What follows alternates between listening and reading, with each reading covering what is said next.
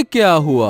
ये किस तरह का मामला है? हमारे गांव में 2 दिन से सूरज डूब नहीं रहा और दूसरी तरफ तुम्हारे गांव में 2 दिन से सूरज उग नहीं रहा।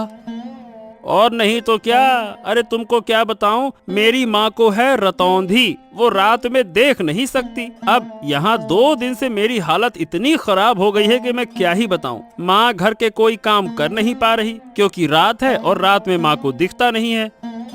वही तो, लेकिन सवाल यह है कि ये हुआ कैसे, ये बताओ। मतलब ऐसा किसने किया?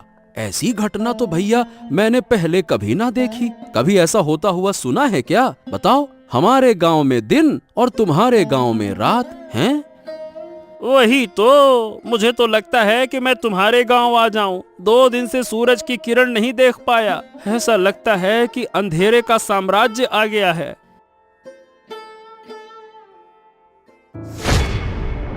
अरे अरे अरे अरे, ये क्या हुआ? ए भैया, तू ऐसे गिर काहे पड़ा? हरेंद्र, क्या हो गया तुझको? अरे मतलब क्या हो गया, मुझे खुद समझ नहीं आ रहा। मैंने तुम्हारे गांव में आने के लिए जैसे ही कदम बढ़ाया और झटका लगा। बाप रे, मैं तो तुम्हारे गांव में प्रवेश ही नहीं कर पा रहा हूँ। ऐसा लग रहा है कि जैसे बीच में कोई दीवार खड़ी हो। क्या बात कर रहा है? तो क्या हम एक गांव के लोग दूसरे गांव में नहीं जा सकते क्या? वही तो भैया, लग तो ऐसा ही रहा है। लगता है कि इन दोनों गांव के बीच में कोई अदृश्य कांच की दीवार खड़ी हो गई है। अरे अब क्या करूं, मुझे तो समझ नहीं आ रहा। चल, फिलहाल के लिए तू घर जा, अब देखते हैं क्या किया जा सकता है। कोई उपाय मिल जाए तो मुझे भी बता देना। दोनों गांव में अचानक अजीब घटना हुई। एक गांव में लगातार 2 दिन तक दिन और दूसरे गांव में लगातार 2 दिन तक रात। ऐसी समस्या पहले कभी नहीं देखी गई थी। ओ माँ माँ, अब अच्छा नहीं लग रहा। रात क्यों नहीं हो रही है? इतना लंबा दिन मैंने कभी नहीं देखा। मैं सो भी नहीं पा रहा हूँ, मुझे नींद भी नहीं आ रही। सो नहीं पा रहे हो? क्या हुआ? जाकर सो जाओ। सोने में क्या परेशानी है? मैं क्या सो नहीं रही? वाह, रात के बिना सोने का क्या मजा होता है। रात के बिना सोने से लगता है कि जैसे दिन में सो रहा हूँ। इतना उजाला सहन नहीं हो रहा। ऐसा क्यों हो रहा है माँ? क्यों क्यों माँ? क्या पता किसकी नजर पड़ गई हमारे गांव पर। शायद कोई शाप लग गया है। सुना है हमारे पास वाले गांव में तो 2 दिन से रात हो रही है। 2 दिन से रात हो रही है और रात हो ही नहीं रही है। ये तो बहुत बेकार है। मैं दिन में यहाँ रहूंगा और रात को जाकर उस गांव में सो जाऊंगा। मुझे नहीं रहना दिन में। हाँ, ये हुआ। तुम कैसे सोओगे वो मुझे नहीं पता। 2 गांव के बीच एक अदृश्य दीवार बनी हुई है। वो दीवार पार करके इस गांव के लोग दूसरे गांव में या दूसरे गांव के लोग हमारे गांव में नहीं जा पा रहे। तो क्या होगा माँ? क्या हमारे गांव में कभी रात नहीं आएगी? हमारा गांव ऐसा क्यों हो गया? अगर रात नहीं होगी तो सूरज की गर्मी में हमारा पूरा गांव जलकर खाक हो जाएगा माँ। क्या पता बेटा, हमारे भाग्य में क्या है, लेकिन ऊपर वाला जो करेगा वो हमारे भले के लिए ही करेगा। हाँ, मुझे ये सब कुछ अच्छा नहीं लग रहा माँ। मैं सो नहीं पा रहा हूँ। मेरा सर दुख रहा है। 2 दिन से मेरा सर घूम रहा है। शरीर भी लगता है कि जैसे बीमार हो गया है। मैं क्या करूँ माँ? ओहो, तुम यहाँ से जाओ और अब परेशान मत करो। वैसे भी मैं खुद तकलीफ से जूझ रही हूँ। दूसरी तरफ तुम मुझे बार बार परेशान कर रहे हो।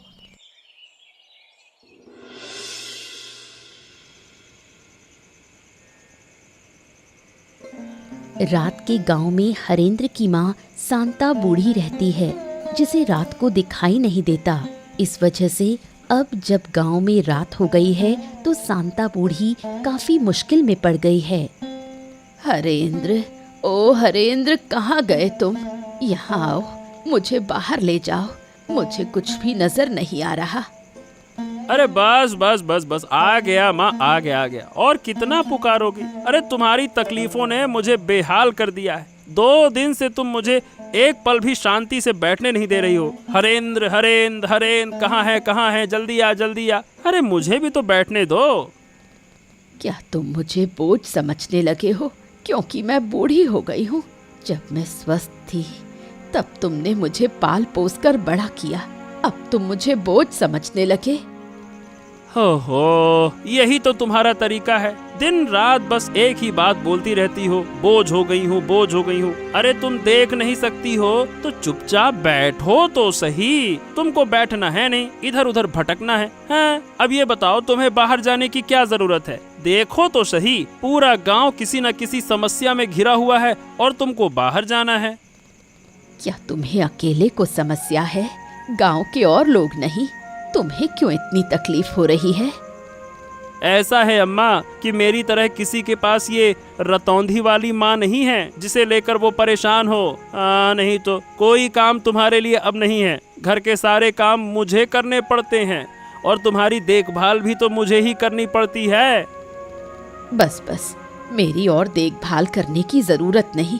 जिस दिन मर जाऊंगी उस दिन तुम समझ पाओगे। तुम लोग बड़े होकर शायद बूढ़ी माँ को ऐसी हालत में छोड़ देते हो।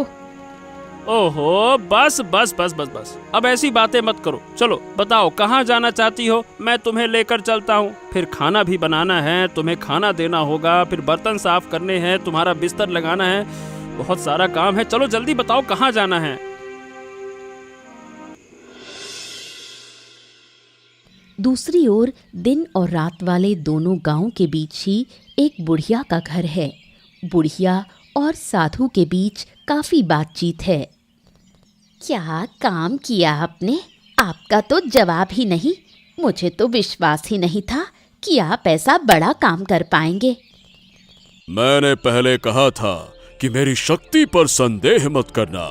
मेरी शक्ति के बारे में किसी को अंदाजा भी नहीं है। पहले जितना संदेह था अब वो भी खत्म। एक गांव में लगातार दिन और दूसरे गांव में लगातार रात कर देना बड़े बड़े साधु भी ऐसा नहीं कर पाते। तो बताइए, क्या आप खुश हैं? अगर खुश हैं तो अब मेरी फीस मुझे दे दीजिए। मैंने यूं ही रिस्क लेकर ये बड़ा काम नहीं किया। अरे, आपके पैसों को लेकर मैं भाग थोड़ी ना जाऊंगी। मुझे तो बहुत मजा आ रहा है। दोनों गांव के लोग कैसे बेहाल हो गए हैं। मैं आपको जरूर पैसे दूंगी, साथ में इनाम भी दूंगी। आपने मुझे खुश कर दिया। फिर और क्या कहना है? किस्मत अच्छी रही कि आप मिली, तभी तो मुझे ऐसा काम करने का अवसर मिला, वरना यूं ही किसी काम से लाभ नहीं होता। ये सब मैंने सोचा था।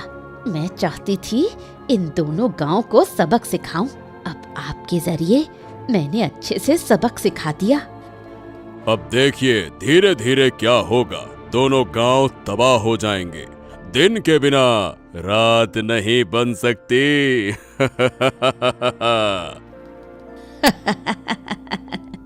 मैं भी यही चाहती थी। मैंने इस दिन का बहुत इंतजार किया है। अब मैं उन्हें हर तरह की तकलीफ दिखाकर सिखा दूंगी कि दुख और अपमान क्या होता है। अब वो मेरा कभी अपमान करने की हिम्मत नहीं करेंगे। मैं चाहती हूँ कि इन दोनों गांव के बीच सिर्फ मैं बची रहूं और कोई ना रहे। अरे अरे बेटा, अरे रुक जाओ बेटा, इस तरह से क्यों दौड़ते हो? क्या हो गया? अरे रुक जाओ, गिर जाओगे। बेटा रुको रुको। पिताजी पिताजी, हाँ, पिताजी पिताजी, मुझे एक बड़ी बात पता चल गई है। मैंने दिन और रात की असली वजह जान ली है। पिताजी पिताजी पिताजी, अब आप कुछ उपाय निकालो, वरना दोनों गांव वाले मर सकते हैं। अरे बेटा शांत हो जा। हाँ, अब ये बता क्या हुआ, कैसे जाना तुमने? बता मुझे। पिताजी पिताजी, हमारे दोनों गांव के बीच में उस बुढ़िया का घर है ना, वही बुढ़िया जो गांव वालों से बात भी नहीं करती, ये सब कुछ वही करवा रही है। क्या? ये क्या कह रहे हो तुम? क्या सच में ऐसा है? पर ये बताओ, तुम्हें कैसे पता चला कि वो करवा रही है? अब मैं सच कह रहा हूँ पिताजी। मैं थोड़ा क्या है कि बाहर गया था तो बुढ़िया के घर से ना हंसी ठहाके की आवाजें आ रही थी। मैं चुपके से गया, मैंने सब कुछ सुना और देखा कि बुढ़िया ना एक साधु के साथ में योजना बना रही थी। पिताजी, जो करना है अब जल्दी कीजिए। मुझे लगता है कि वो साधु ना बड़ा शक्तिशाली है। ओ, अब जब सब कुछ खुल ही गया है तो उस बुढ़िया को छोड़ना नहीं चाहिए। वो जिद करके हमारे विनाश की कोशिश कर रही है ना। वही तो, पर ये समझ में नहीं आ रहा पिताजी कि वो ऐसा कर क्यों रही है। मतलब वो हमसे गुस्सा है क्या? और गांव वाले उससे बात क्यों नहीं करते? हाँ, ये सब बातें जानने के लिए अभी तुम बहुत छोटे हो बेटा। चलो मैं जाता हूँ, हरेंद्र से बात करूंगा, फिर हम दोनों मिलकर बुढ़िया के घर जाएंगे और समझाएंगे। नहीं तो इसके अलावा तो कोई और उपाय नहीं दिखता।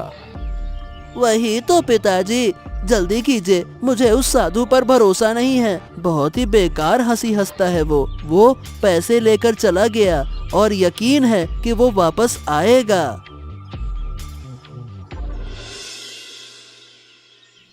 कैलाश और हरेंद्र जब बुढ़िया से सच्चाई पूछते हैं तो बुढ़िया सीधे इनकार कर देती है।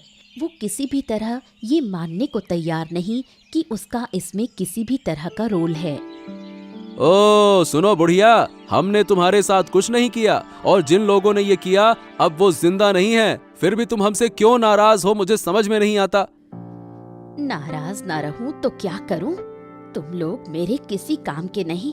मैं यहाँ अकेली हूँ, मुझे कितनी मदद चाहिए तुम्हें इस बात का अंदाजा भी है। मेरे साथ दो शब्द बोलने वाला भी कोई नहीं। ऐसा है कि लोग तुमसे बात इसलिए नहीं करते क्योंकि तुम गुस्सैल हो, तुम्हें गुस्सा बहुत आता है। गांव वाले तुमसे डरते हैं, इसीलिए कोई तुम्हारे पास नहीं आता। पर इसका मतलब ये नहीं है कि तुम हमारे गांव को नुकसान पहुंचाओ। तुमने किया या नहीं किया इसका राज खुल चुका है, हम सब जान चुके हैं, इसीलिए इनकार मत करो। तुम लोग मेरा बार बार अपमान करते हो, मुझे बदनाम करते हो। इसका अंजाम अच्छा नहीं होगा। मैंने एक बार सब बर्दाश्त कर लिया। अगर ये सब मेरे साथ दोबारा हुआ तो ऐसा मत सोचना कि मैं तुम लोगों पर रहम कर लूंगी। अरे बुढ़िया, तुम बेकार में गुस्सा कर रही हो। हम तर्क करने नहीं आए हैं, हम शांति पूर्वक प्रेम पूर्वक बातें करने आए हैं। देखो, एक बार गांव की हालत तो देखो। एक गांव में सूरज उग नहीं रहा और दूसरे गांव में सूरज डूब नहीं रहा। ऐसे हालात पहले कभी किसी ने देखे हैं क्या? बताओ। अचरज की बात क्या है? तुम बार बार वही बातें क्यों कर रहे हो? क्या हुआ नहीं हुआ मैं वो देख ही रही हूँ। मैं इससे जुड़ी हुई हूँ। तुम लोग यहाँ से चले जाओ, मुझे अकेला छोड़ दो। तुम अकेली क्यों रहोगी? अरे भाई, लोगों का डरना इसलिए है तुमसे क्योंकि वो तुम्हें जानते नहीं हैं। पर इसका मतलब ये तो नहीं ना कि हम तुम्हारे शत्रु हो गए, हम तुमसे अलग हो गए। मैं अब और कुछ नहीं सुनना चाहती। अगर तुम जाओगे नहीं तो ये डंडा देखा है, इसी से तुम्हें पीट पीट कर लाल कर दूंगी।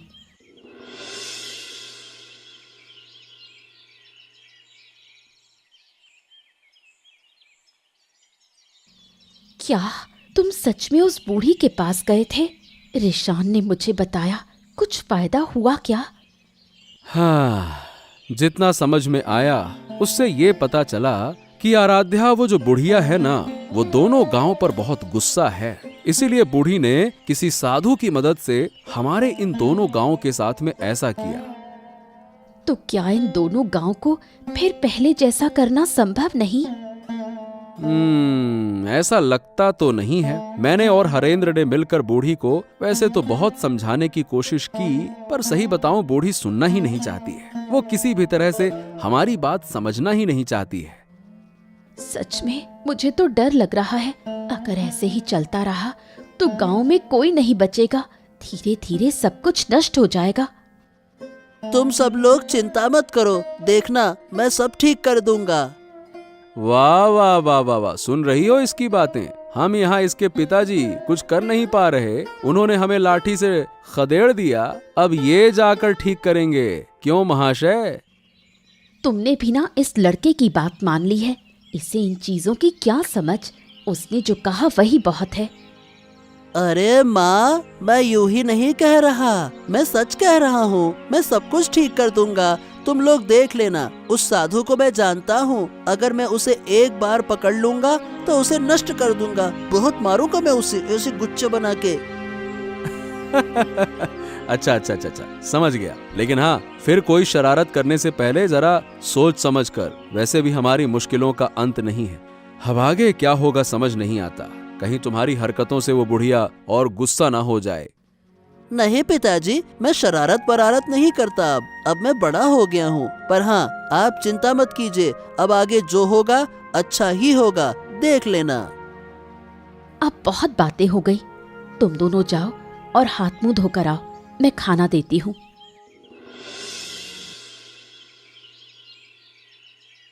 अरे साधु बाबा, आइए आइए बैठिए। मैं तो आपका ही इंतजार कर रही थी। कितनी बातें हुई, आपको तो कुछ पता ही नहीं।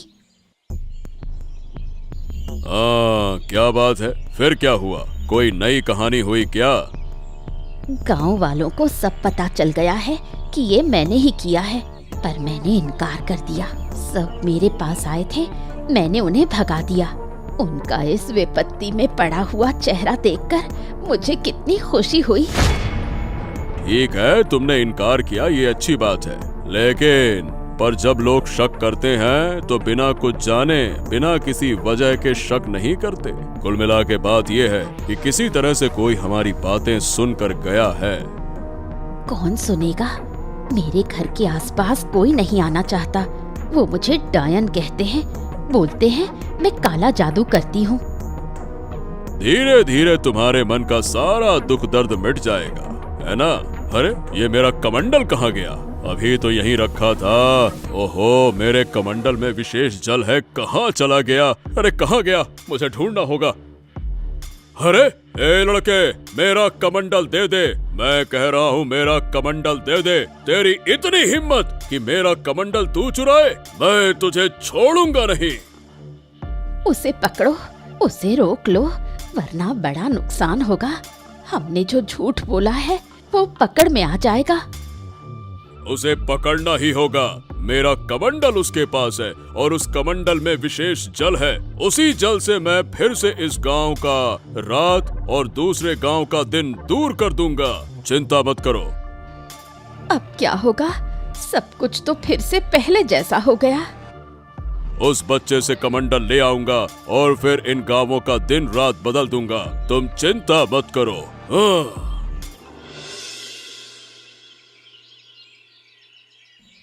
ए लड़के, तेरी इतनी हिम्मत कि तूने मेरा कमंडल छुआ, मैं तुझे श्राप दे सकता हूँ। क्या तू जानता है?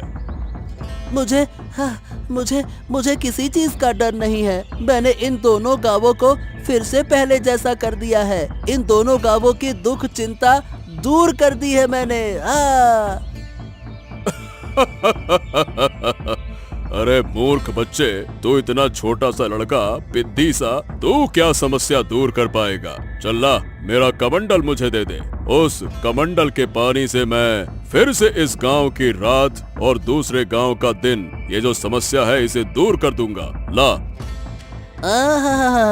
मैं कभी ऐसा होने नहीं दूंगा। मैं इस कमंडल का पानी फेंक दूंगा, फिर देखता हूँ कि तुम दोबारा से एक गांव में रात और दूसरे गांव में दिन कैसे कर पाते हो।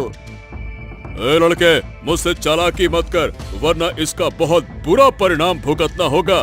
बच्चे, बिल्कुल बच्चे जैसे रह, ज्यादा बड़ेपन का ढोंग मत कर, समझा?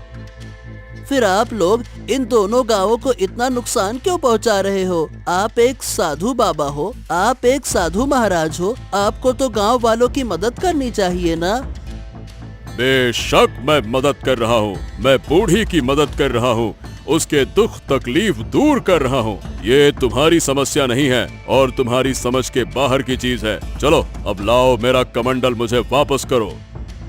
नहीं नहीं नहीं नहीं नहीं, मैं नहीं देने वाला।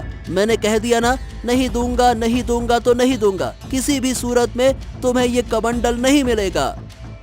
ओह, ठीक है, तो अब तू दंड भुगतने के लिए तैयार हो जा, शरारती बच्चे।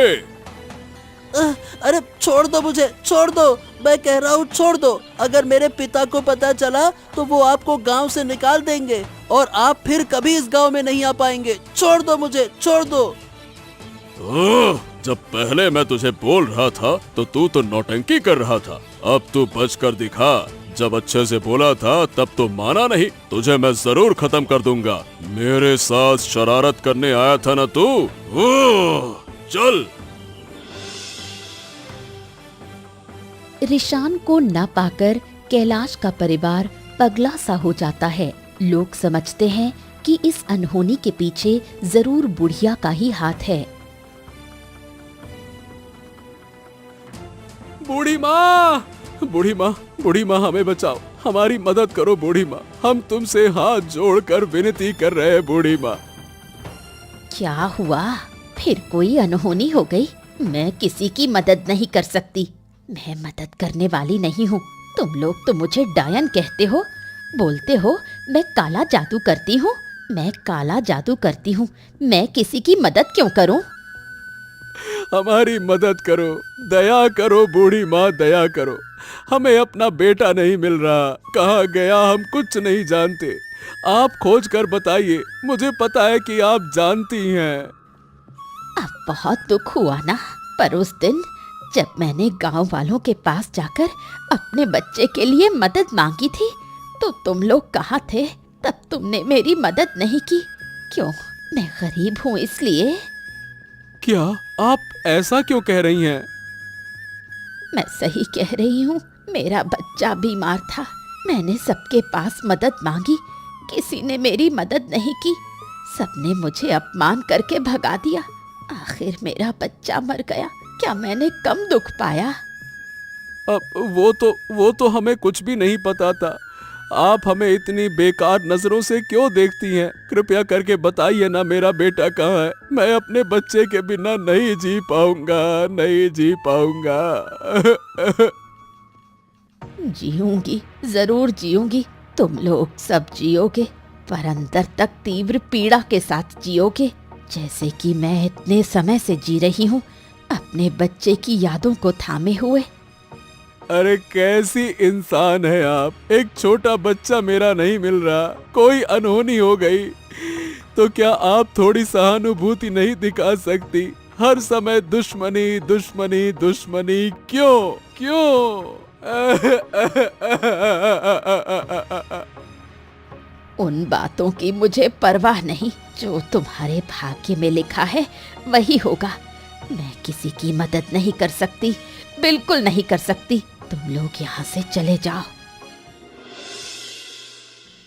दोनों गांव की समस्या खत्म करने के लिए बेचारे रिशान को अपनी जान की आहुति देनी पड़ी। साधु ने रिशान की हत्या कर उसकी लाश 2 गांव के बीच में फेंक दी। ये मेरे साथ क्या अनर्थ हो गया? मेरा बच्चा, मेरा लाल, जरूर ये उन्हीं लोगों का काम है। उठ जा रे बेटे, उठ जा बेटे, मेरे बच्चे। हाय हाय, अब मेरा क्या होगा? मेरा गोद का लाल, मेरा नन्हा सा मानिक चला गया, मुझे छोड़कर चला गया। रिशान, तू मुझे छोड़कर कैसे जा सकता है बेटा? बोल बेटा बोल, अब मैं तुझे कभी नहीं डांटूंगा, कभी नहीं। जो कहेगा वही होगा, बस एक बार बोल तो सही बेटा।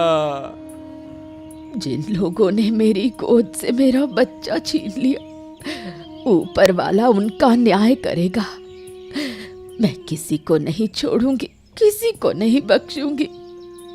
शांत हो जाओ, शांत हो जाओ आराध्या।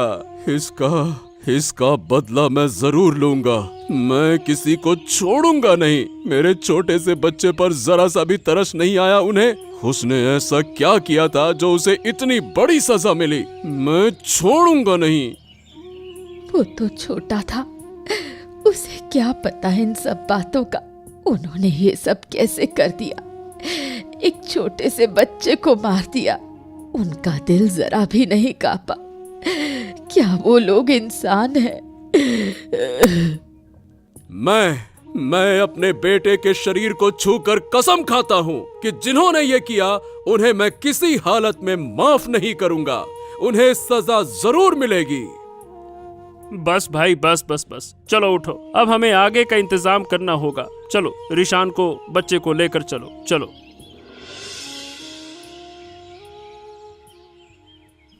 हाँ क्या बूढ़ी, अब तो तुम खुश हो ना? तुम्हारी मनोकामना धीरे धीरे पूरी कर रहा हूँ। अब तुम मेरी तरफ भी थोड़ा ध्यान दो। अरे आप चिंता मत कीजिए, आपके सारे पैसे मैं दे दूंगी, कोई दिक्कत नहीं होगी। आप बस इसी तरह मेरा काम करते रहिए। मैं इतनी खुश पहले कभी नहीं हुई। अगर तुम चाहो तो मैं तुम्हें और भी खुश कर सकता हूँ। जरूर चाहती हूँ, मैं चाहती हूँ कि इन दोनों गांव का एक भी बच्चा जिंदा ना बचे, सबकी गोद खाली हो जाए। आज जो लोग रो रहे थे उन्हें देखकर मुझे कैसी पिशाची सी खुशी मिल रही थी, क्या बताऊं। बहुत बढ़िया बहुत बढ़िया। तो तुम पैसों का इंतजाम करो, मैं एक एक करके इन दोनों गांव के सारे बच्चों को मार दूंगा। मैं वादा करता हूँ कि इन गांव में एक भी बच्चा जिंदा नहीं रहेगा। यही तो मैं चाहती हूँ, मैं इसी दिन का इंतजार कर रही थी। बेटे तू ऊपर बैठा देख रहा है ना, देख तेरी माँ तेरी मौत का बदला ले रही है। जो दर्द मुझे हुआ था वही दर्द अब मैं सबको दूंगी। इतनी जल्दी खुश मत हो, हमें धीरे धीरे सब करना होगा। आज से हर रात इन दो गांवों में एक एक बच्चा गायब होगा और मैं उसका बलिदान दूंगा। इससे तुम्हारा भी फायदा होगा और मेरा भी स्वार्थ सिद्ध होगा। कोई दिक्कत नहीं, मैं हर रात तुम्हें बच्चों को पकड़ने में मदद करूंगी। जरूरत पड़ी तो खुद पकड़ कर लाऊंगी। सब मुझे डायन कहते हैं, अब मैं उन्हें दिखाऊंगी असली डायन क्या होती है। तो फिर ठीक है, मैं बलिदान की पूरी व्यवस्था करता हूँ। हर रात एक बच्चे की हत्या करनी होगी, तभी मैं और शक्तिशाली बनूंगा। नहीं, अब ये सब कुछ और नहीं चलेगा। मैंने अपने बेटे को खो दिया है, मैं नहीं चाहता कि किसी और का बच्चा ऐसे मरे। बच्चे को खोने का दर्द मैं अच्छी तरह से जानता हूँ। हाँ लेकिन कैलाश, अब हम करेंगे क्या दादा? वो साधु तो बहुत ताकतवर है, उससे हम लड़ेंगे कैसे? साधु को बाद में देख लेंगे, पहले उस डायन बूढ़ी का कुछ करना होगा। उसका दिमाग खराब हो गया है, बेटे को खोकर पागल हो गई है वो पागल। अच्छा ठीक है, लेकिन हम उसे मार तो नहीं सकते हैं ना? हमने अपने बेटे के शरीर को छूकर कसम खाई है, जिन्होंने ये किया है उन्हें सजा देंगे। उस डायन बूढ़ी से बड़ी सजा और कोई नहीं हो सकती। अच्छा क्यों नहीं मार सकते? जब उसने मेरे बच्चे को नहीं छोड़ा, जब उसे गांव के सभी बच्चों को मारने का मन हो रहा है, तो मैं भी उस विकृत दिमाग की डायन को मार सकता हूँ, बिल्कुल मार सकता हूँ। खून का बदला खून, बिल्कुल। और मैंने तय कर लिया है, बूढ़ी को मैं जिंदा जला दूंगा। उसके लिए यही सजा सही रहेगी। अगर वो जिंदा रही तो कभी नहीं सुधरने वाली। उसका दिमाग पूरी तरह से खराब हो चुका है। ठीक है, मुझे कोई आपत्ति नहीं है, लेकिन गांव के लोग क्या कहेंगे? एक जिंदा इंसान को जलाकर मार देंगे तो क्या ये ठीक रहेगा? वो इंसान नहीं है भाई, वो इंसान हो ही नहीं सकती। वो एक डायन है, डायन। और डायन को जलाने का आदेश खुद भगवान ने दिया है। अगर तुम मेरे साथ रहना चाहते हो तो रहो, नहीं तो मैं अकेले ये काम करूंगा और आज ही मैं उसके घर में आग लगा दूंगा। नहीं नहीं नहीं नहीं, ऐसी बातें क्यों कर रहे हो? मैं तुम्हारे साथ रहूंगा। ये बूढ़ी हमारे गांव के लिए भी बड़ी मुसीबत बन गई है। अब बस बहुत हो गया, चलो जो फैसला लिया है वही करेंगे, चलो। बूढ़ी के घर में आग लगाने से वो जलकर मर गई। उसके मरने के बाद सब लोगों ने मिलकर साधु को सजा देने का निश्चय किया। साधु, ओ साधु, अरे कहाँ है रे तू? आज तेरे पापों का अंत होगा, निकल बाहर। क्या हो गया? सब लोग मेरे आश्रम में क्यों जुटे हो? क्या तुम्हें मेरी शक्ति का अंदाजा नहीं है क्या?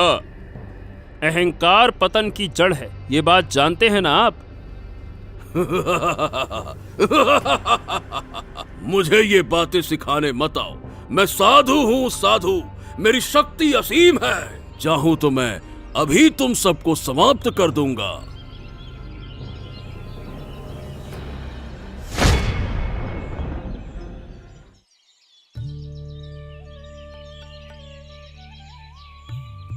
हाँ, आखिरकार हमारे गांव से बुरी नजर हट गई। अब हमारे गांव पर फिर कोई विपत्ति नहीं आएगी। अगर फिर कभी कुछ हुआ तो हम सब मिलकर उसका सामना करेंगे। हाँ, गांव तो आखिरकार ठीक हो गया, लेकिन मैंने अपना बेटा खो दिया। मेरा बेटा अपनी जान देकर इस गांव को मुक्ति दिलाकर चला गया। चिंता मत करो कैलाश, जब तक इस गांव के लोग जिएंगे तुम्हारे बेटे को सब याद रखेंगे, सब तुम्हारे बेटे का सम्मान करेंगे। पीढ़ी दर पीढ़ी तुम्हारा बेटा हमारे इन दोनों गांव के बीच जिंदा रहेगा। ऐसा ही हो बूढ़ी माँ, ऐसा ही हो। लेकिन अब से हमें ये भी ध्यान रखना होगा कि बूढ़ी के बेटे जैसा कोई और बच्चा किसी बीमारी में आकर मदद ना पाकर मर ना जाए, वरना हर घर में ऐसी डायनें पैदा हो जाएंगी। बिल्कुल सही कह रही हो आराध्या, हम सब एक दूसरे का ध्यान रखेंगे। ये दोनों गांव अब से अलग नहीं रहेंगे, बल्कि हमेशा एक दूसरे की मदद करेंगे। ऐसा ही हो, और मैं अनुरोध करूंगी कि मेरे बेटे के लिए सब लोग प्रार्थना करें, सब मेरे बेटे को याद रखें, सुख शांति से रहें। ऐसे ही मजेदार किस्से देखने के लिए हमारे चैनल को सब्सक्राइब करना ना भूलें।